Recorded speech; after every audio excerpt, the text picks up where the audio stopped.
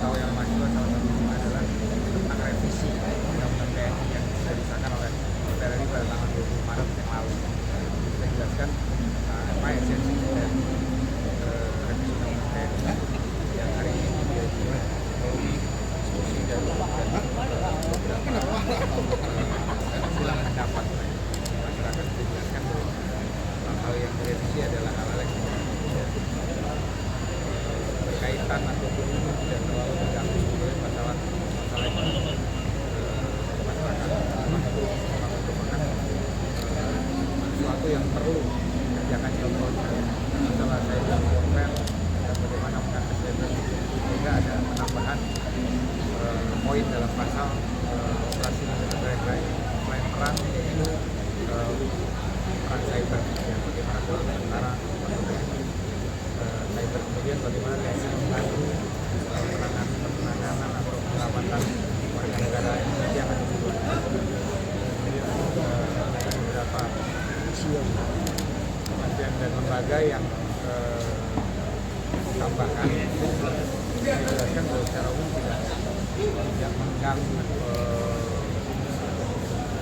proses pemerintahan. Contohnya Kejaksaan Agung itu adalah Kejaksaan Agung pidana militer yang memang itu adalah kemudian di Badan Nasional Penanggulangan Bencana.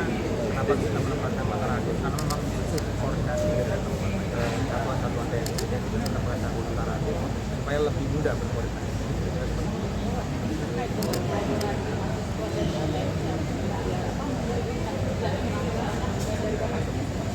Tadi saya jelaskan kepada adik-adik mahasiswa, kepada pihak universitas bahwa kami salah satunya contoh kita punya kegiatan makan bergizi gratis untuk kegiatan yang memang membutuhkan itu.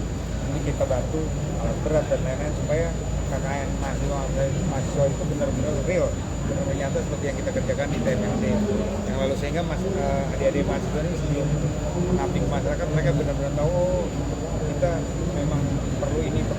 Mereka tahu betul kondisi masyarakat yang dihadapi. Hari ini tadi saya sampaikan ke seluruh audiens bahwa di Deli Serdang saja banyak masyarakat adik-adik siswa SD itu yang belum sarapan pagi sampai dengan siang dan tidak bawa uang jajan. Jadi memang program prioritas Bapak Presiden ini perlu kita dukung bersama.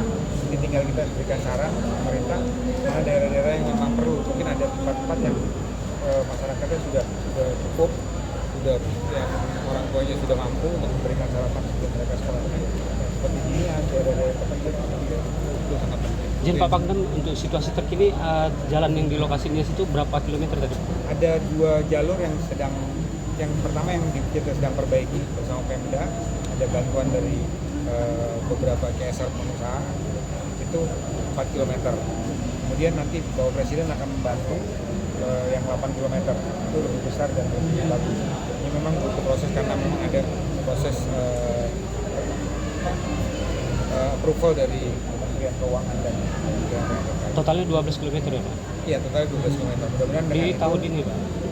Dengan adanya jalan itu bisa masyarakat akan lebih mudah, terutama anak-anak sekolah ya, mudah untuk mendapat. Ini ada teman-teman dari BEM, ada Pak Rektor bertanya. Rektor bisa mungkin sedikit tanggapannya terkait kegiatan yang dilakukan hari ini. Ya, kegiatan ada mungkin dampak yang dari kepada mahasiswa. ya dengan program FGD yang diinisiasi oleh PMC Sumatera Utara, kami selaku host ya penyelenggara FGD pertama ini berharap dengan Bapak Pangdam memberikan apa yang menjadi penjelasan yang boleh jadi informasi itu tidak diterima di media atau banyak kalangan mahasiswa kita, sehingga kami berharap di era globalisasi saat ini, saat informasi berseliweran dengan begitu banyak, perlu momentum-momentum seperti ini sehingga hal-hal yang dibutuhkan penjelasannya tidak mengakibatkan terjadinya salah misinformasi yang diterima. Itu yang kita harapkan, sehingga kalau dulu istilahnya ada ABRI masuk desa, sekarang ABRI masuk kampus ini, bersinergi dengan para akademisi termasuk program-program ke depan apa yang dapat seiring sejalan dalam mewujudkan kesejahteraan bangsa. Karena ada tindak lanjut dari kegiatan-kegiatan ini dari pihak DPP sendiri untuk lebih membumikan ini. Ya, pertama ini seperti tadi tawaran yang sudah disampaikan oleh Bapak Pangdam, kami secara internal nantinya akan berkoordinasi tentang peluang KKN di daerah-daerah yang tadi sudah direkomendasikan. Ini salah satu cara kami kira bagian dari tindak lanjut. Selain itu tentunya kami sangat berharap selama ini dalam kurikulum kita juga kan sudah ada yang namanya Wasbang, wawasan kebangsaan, kemudian juga bagian dari program Kampus Merdeka, Bela Tanah Air.